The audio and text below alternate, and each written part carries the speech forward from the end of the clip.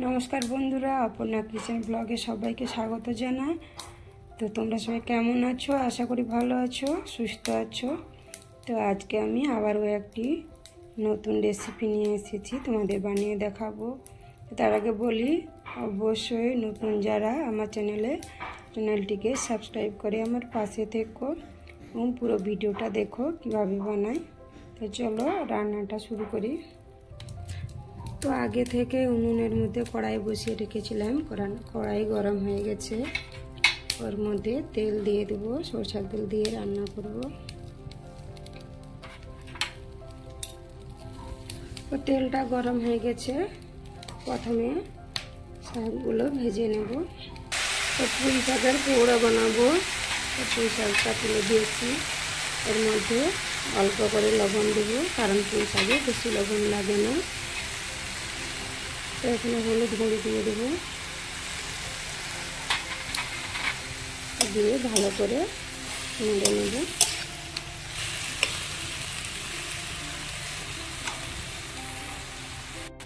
তো এখানে পুঁই শাকের কৌড়া বানানোর জন্য কি কি মশলা নিয়েছি তোমাদের দেখাচ্ছি।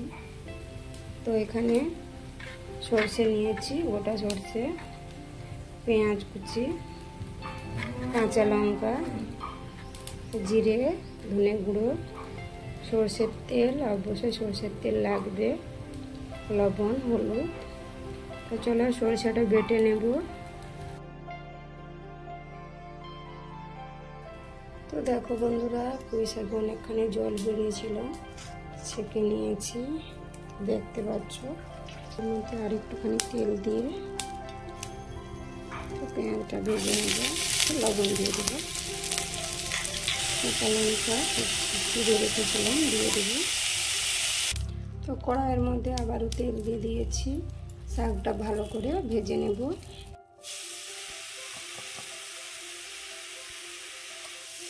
তো দেখো বন্ধুরা, সরষেটা বেটে নিয়েছি।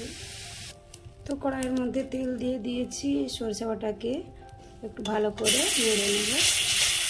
তো বন্ধুরা, এইভাবে সব কিছু ভেজে নিয়েছি। তো দেখো সরষেটাকে হালকা করে ভেজেছি। এখানে পেঁয়াজ ভাজা, লঙ্কা ভাজা রয়েছে, এর সাথে একটু জিরা গুঁড়ো দিয়ে দেব,